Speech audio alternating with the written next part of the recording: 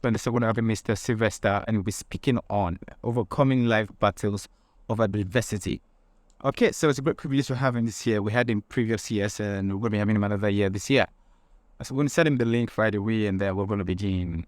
Thank you, everyone, for always joining us. Okay, so, okay, thank you for joining us. So I'm going to send him a link right now, and then we're going to begin. Okay, good. Very good. So, today we're speaking on overcoming life battles. So we're going to be having this. Okay, thank you so much, Sylvester. You just joined us now. We'll begin. Let's. Yeah.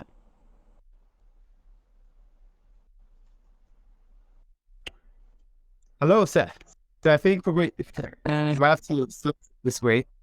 Huh? Yes. Oh, I gotta turn the sideways. Oh, Get that. Good. damn.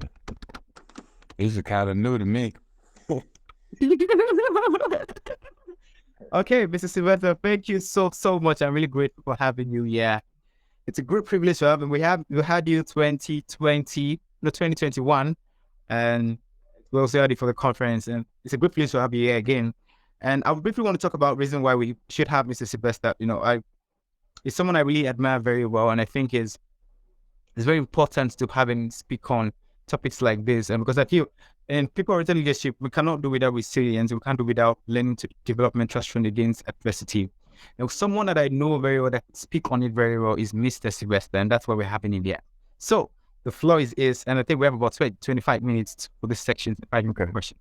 So, awesome. Well, Miracle, thank you so much for this privilege, and it's an honor to be on your platform once again. I really appreciate it, brother. And to not only have the opportunity to share my story, but to also, I want to share four lessons as far as how to overcome the battles of adversity. And I stand before you today as someone who has risen from the ashes of adversity. You know, my life has been marked by hardships, pain, and also struggles. But when I tell my story, it's one that lets you know that your start doesn't determine your things. It also lets you know that it's one of triumph over tragedy. And I hope that it inspires the people who are currently joining us and watching us today. You know, life is always filled with FASCO moments, right? And FASCO stands for failures, adversity, setbacks, challenges, and obstacles. Let me say that for you again, because I know some people that might be watching are like, FASCO? Like, yes, FASCO moments. These are things that you experience throughout the period of your life. They're inevitable. You're going to experience them, and they're non-avoidable. But the thing about that is, do you embrace these moments as an opportunity for growth, or do you embrace those moments as an excuse to give up, an excuse to quit, an excuse to not even try? And I want to tell a little bit about my story. So I'm originally from Columbus, Georgia. I grew up in a low-income, single-parent home, gang and drug-infested neighborhood, where a young man was only expected to do three things, and that's go to jail, die, or make it out on pure luck.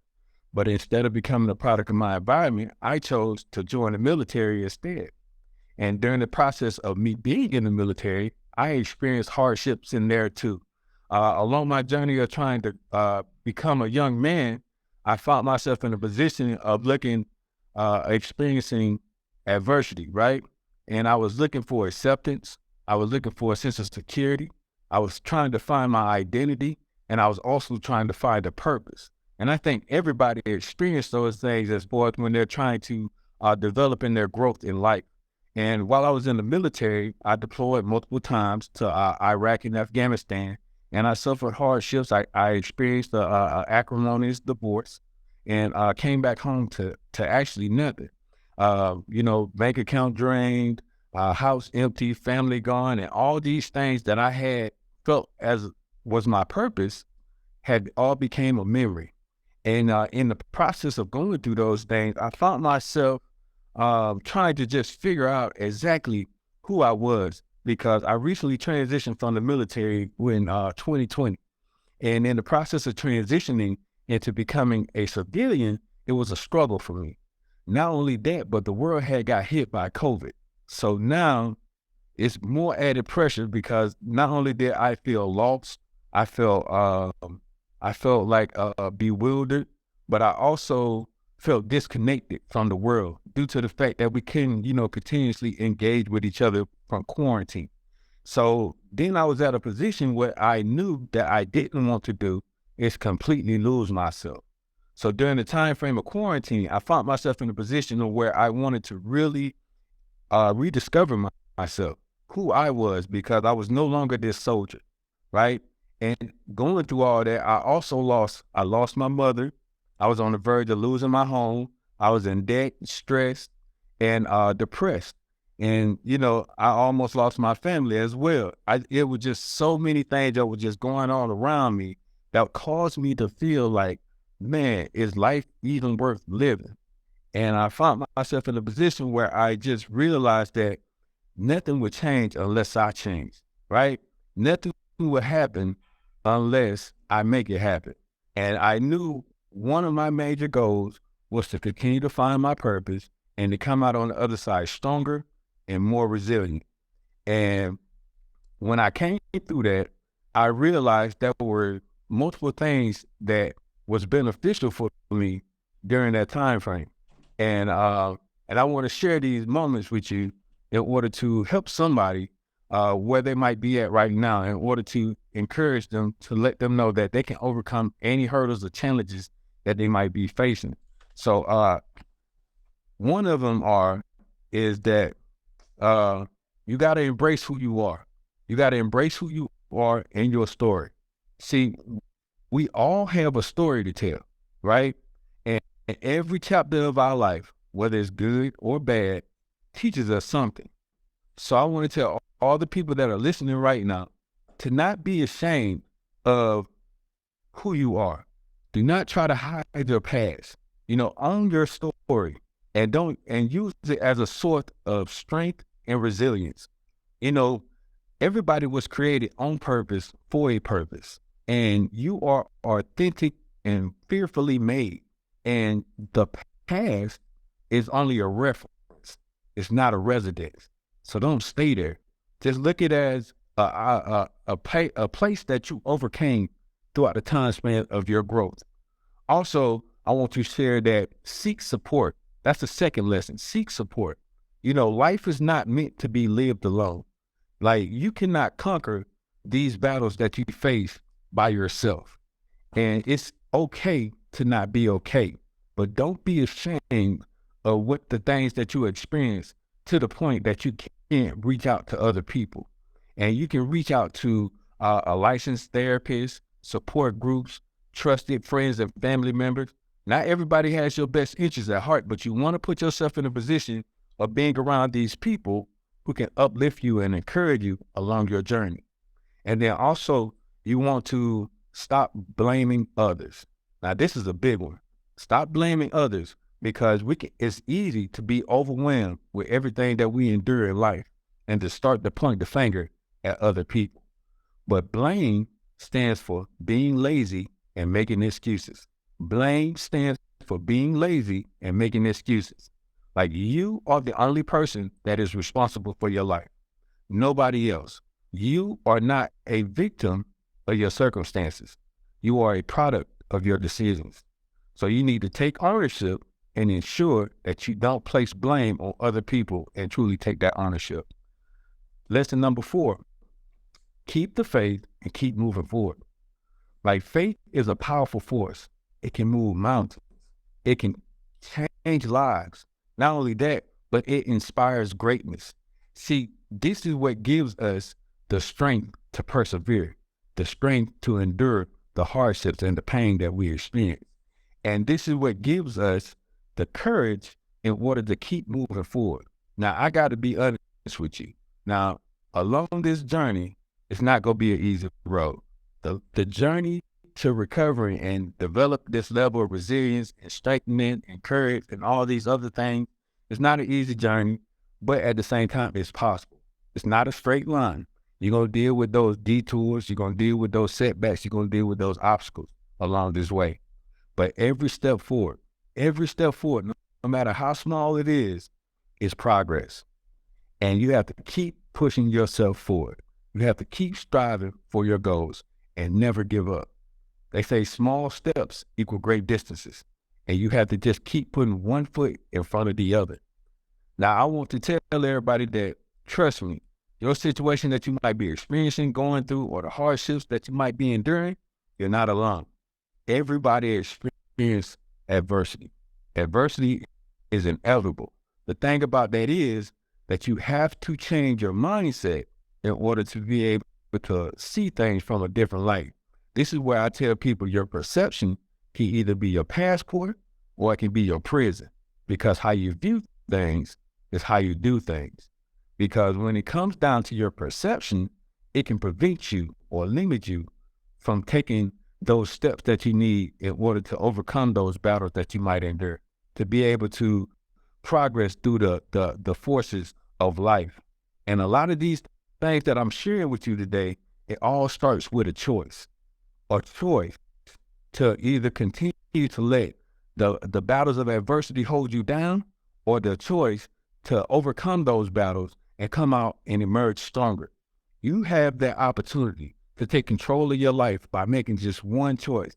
Every morning that you wake up, you get two things, a chance and a choice. You get a chance to be better than you were yesterday, and a choice whether you're going to make that decision or not, that this is the day that I'm going to do it. But it's all up to you whether you overcome these hurdles. You can either let it hold you down and continue to beat you up, or you can fight back and knock it down to the ground. And if you do get knocked to the ground, the only place left to go is up. That's what everybody got to see. Once you get knocked on the ground and you look up, there's only one other place to go, and that's up. So you have to keep standing. You have to keep rising. You have to keep moving forward in order to overcome these hurdles. Now, the reason why I wrote my book, From Combat to Comeback, is to help those people who are finding themselves in these struggles, to be able to give that courage and determination in order to fight these battles. Because, like I said before, life is not meant to be lived alone. And I wanted to turn my pain into purpose. I wanted to give back to others in order for them to know the predominant force that they are within their own lives, to help them to turn their setbacks into combat, to be able to fight victoriously in any battles that they might face. So when it comes to the level of resilience that anybody have, we all have. This is not something you're born with. This is something that can be developed over time, like finances or literacy. When it comes to reading, resilience is something that can be learned, but it's up to you whether you choose to learn it or not. So I don't want to take too much more of the time.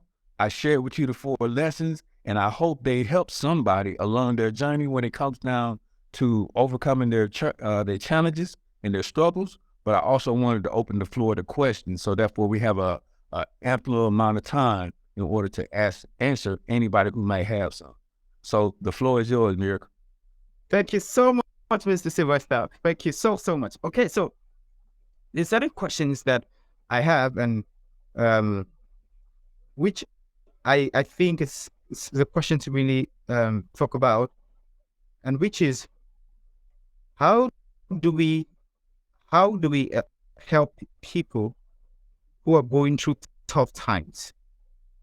You know, that they are unable to really listen maybe at that time.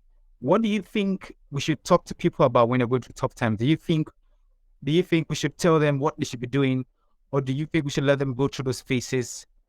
And what exactly? How do we talk to people that are going through tough times where they become suicide? They start having suicide thoughts. Should we talk to them? Oh, you shouldn't do that. It's wrong. Why are you having those kind of thoughts? How do you think we should talk to people like that? How do you think we should talk to people that are going through tough times? That's a great question. So I think the best thing to do is to not control the situation of where they are dealing with their circumstances at that moment in time, but to just really provide hope, just to provide an ear. They will tell you everything that's going on in their life if they really trust you in the process of their journey of healing. Now, if they don't, they'll keep it to themselves. But overall, You need to just be able to be that support channel. Don't try to, if they ask for advice, give advice. Don't tell them what they shouldn't do. Just let them know that I am here if you need me to support you along this journey, because I would rather, because, you know, most people who go through this stuff, they find themselves in the position where they might want to take their own life or cause harm to themselves. And a lot of times I tell people I would rather listen to you speak to me for 4 to 12 hours than attend your funeral. So whatever you got to say, I got 2 ears for a reason. One is for listening, and the other one is for me to, you know what I'm saying, to hear whatever you got to say. So it's best to just let them know that you're there for their support, and whatever it might be along their journey, if you need an ear or somebody to talk to, I'm here. But don't just sit and try to direct them as far as what they should do, because what worked for you might not work for me. And the process of healing is different for everybody. The journey is different for everybody. We don't all move at the same rate of speed. Wow. Thank you so much. Okay, so the next question is, so I posted your profile, and then there's some people read your profile and say, wow. And the question is, in those phases of your life where you had where you were at a point where you found yourself in an environment that you did not create for yourself, that you found yourself in it, what was the light in those moments? What incited you to want to be the change? And what was really that light that actually, you know, lighted you up to say, okay, I'm going to take chance of my life. I'm going to take authority over my life. That's a great question too. I like it. You coming with them hitters today.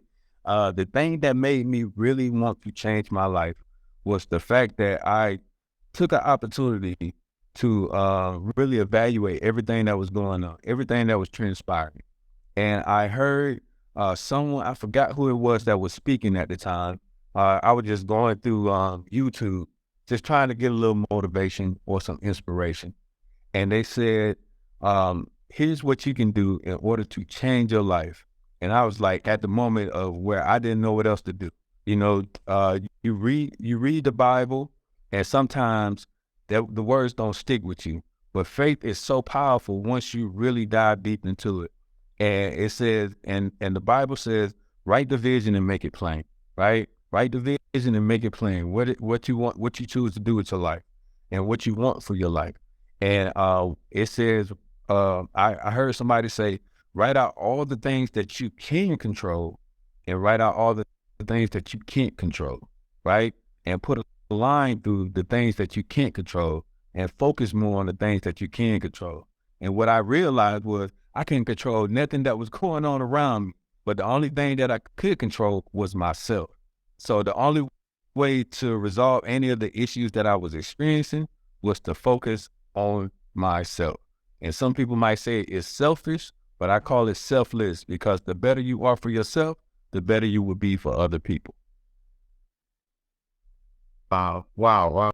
Thank you so much, Mr. Sylvester. Thank you so much. So I think that question has been answered. And so the other question is this. What would you say?